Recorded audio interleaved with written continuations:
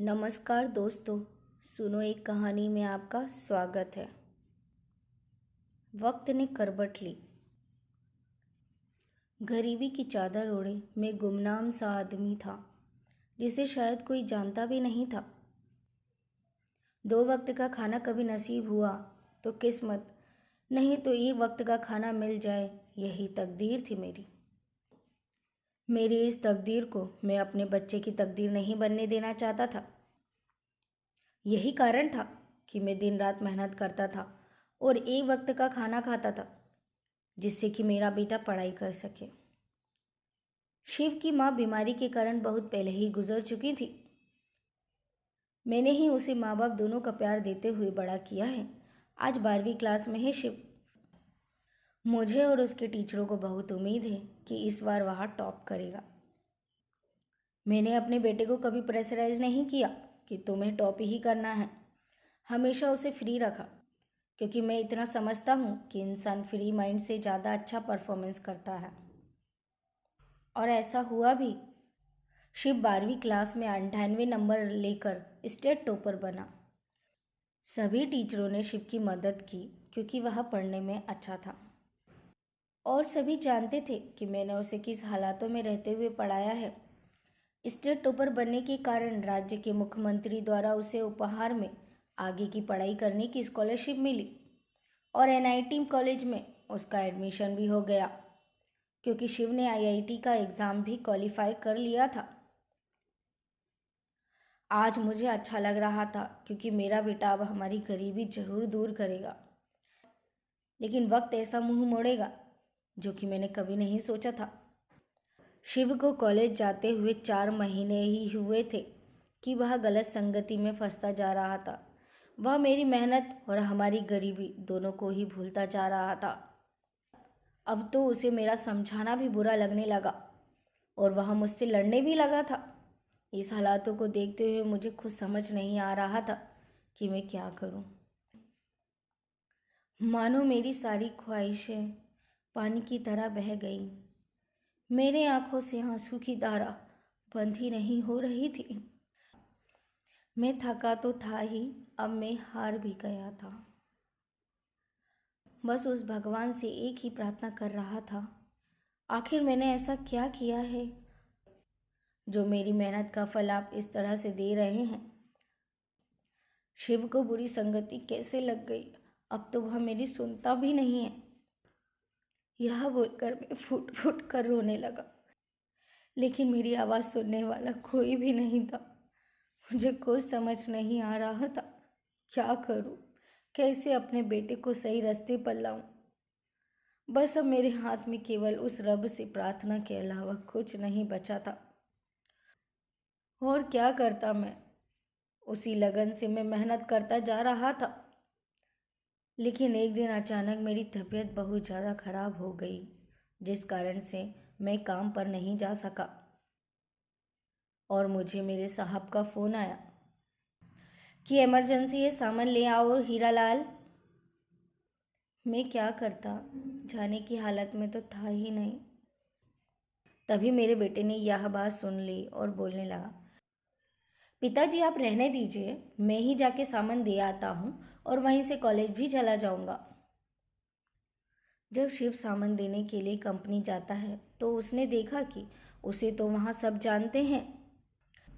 वह हैरान हो गया कि मैं तो यहाँ आया ही नहीं, फिर सब मुझे कैसे जानते हैं। मेरे चेहरे पर हैरानी साफ नजर आ रही थी, जिसे देखते हुए मेरे पिताजी के जिगरी दोस्त ने कहा, तुम शिव हो ना, हीरालाल के बेटे। तुम्हारे पिताजी को बहुत उम्मीद है कि तुम उनका नाम रोशन करोगे और उनकी गरीबी दूर करोगे, और वो अक्सर तुम्हारे बारे में सभी को बताते हैं। मेरा बेटा कभी मेरी कोई बात नहीं टालता, वह मेरी उम्मीद कभी नहीं तोड़ेगा। और यह सब सोचकर वह दिन रात मेहनत करते हैं कि मुझे पैसा कमाना है, जिससे कि मेरे बेटे को कभी कोई दिक्कत ना हो। तुम्हें पता है शिव, तुम्हारे पापा दिन भर कितना काम करते हैं और वह केवल एक ही वक्त का खाना खाते, जिससे कि तुम्हें कोई तकलीफ ना हो। यह सारी बातें सुनते ही शिव की आंखें भर आई और उसे अपनी गलती का एहसास होने लगा। कि वह इतना गलत करने लगा अपने पिता के साथ। उनकी बात तक नहीं मानी, उन पर चिल्लाया। कितना कुछ किया उन्होंने मेरे लिए, और मैं उनकी एक उम्मीद पूरी नहीं कर सका। उसने अपने मन ही मन में विचार कर लिया था कि अब वह बुरी संगति छोड़कर मेहनत की राह पकड़ेगा और अपने पापा का सपना पूरा करेगा, उनकी गरीबी दूर करेगा। उसके बाद से शिव का नज़रिया अपने पिता के लिए बदल गया। उसके मन में अपने पिता के लिए इज्जत और भी बढ़ गई। उसने मन लगाकर पढ़ाई की और आज शिव का फाइनल ईयर का रिजल्ट आने वाला था। पिताजी और शिव दोनों ही इंतज़ार कर रहे थे। जैसे ही शिव ने अपना रिजल्ट देखने के लिए सर्वर खोला, सर्वर डाउन हो चुका था। शिव अपना रिजल्ट देख ही नहीं पा रहा था। वह परेशान होने लगा। तभी उसके सर का कॉल आया। कॉन्ग्रेचुलेशन शिव, तुमने जो इंटरव्यू दिया था उसमें तुम्हारा सिलेक्शन हो गया है और साथ में तुमने यूनिवर्सिटी में टॉप भी किया है। ये सब खबर सुनते ही हीरालाल की खुशी का ठिकाना नहीं था। मानो उसकी गरीबी की चादर अब जल्दी हटने वाली थी। शिव का बहुत बड़ी कंपनी में सॉफ्टवेयर इंजीनियर के रूप में सिलेक्शन हो गया था। कुछ समय बाद खबर आती है कि कंपनी के काम से शिव को विदेश जाना पड़ेगा। उसके पिता थोड़ा घबरा रहे थे क्योंकि उनके लिए तो शिव अभी भी बच्चा ही था, लेकिन उन्होंने ये जाहिर नहीं किया। बस उन्होंने शिव से एक प्रश्न पूछा कि शिव, दुनिया में सबसे ताकतवर कौन है? शिव ने कहा, मैं पिताजी। पिताजी को लगा कि वह मेरा नाम लेंगे, लेकिन उसने अपना नाम लिया। उन्हें इस बात का डर था कि कहीं मेरा बेटा घमंडी ना हो जाए। इस डर से उन्होंने एक बार फिर पूछा, शिव, दुनिया में सबसे ताकतवर कौन है? तब शिव ने कहा, पिताजी आप। हीरालाल को यह सुनकर बहुत अच्छा लगा, लेकिन वह हैरान था कि शिव ने पहले अपना नाम क्यों लिया। उन्होंने पूछ ही लिया, शिव, पहले तुमने अपना नाम क्यों लिया था?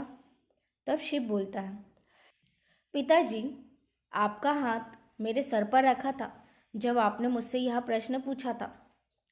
उस समय तो सबसे ताकतवर मैं ही था ना, क्योंकि मेरे पिताजी का हाथ मेरे सर पर था। और दूसरी बार जब आपने मुझसे पूछा तब आपका हाथ मेरे सर पर नहीं था।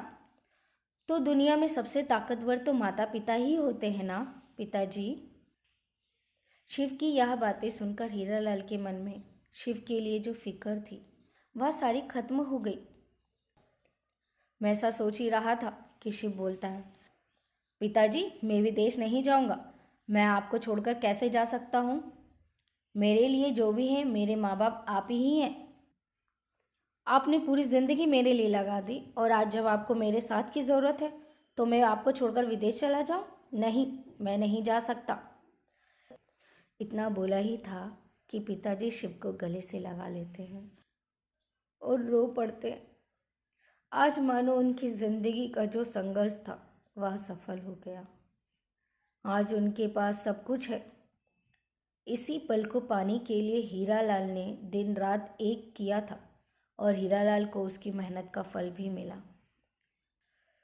दोस्तों, हमारे माँ बाप हमें काबिल बनाने के लिए किन तकलीफ़ों से गुजरते हैं ये शायद हम कभी महसूस नहीं कर पाएंगे, लेकिन अगर थोड़ा भी महसूस कर लिया है तो उनकी मेहनत को बेकार होने मत दीजिए। बहुत उम्मीदें होती हैं उन्हें, उनकी उम्मीदों को यूं ही खोखला ना होने दें।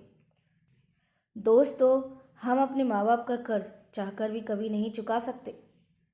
अगर उनके लिए कुछ करना है तो उनके सपनों को साकार कीजिए। यह कहानी आपको अच्छी लगी हो तो इसे लाइक करें और इसी तरह की और कहानी सुनना चाहते हैं तो हमारे चैनल सुनो एक कहानी को सब्सक्राइब करें। धन्यवाद।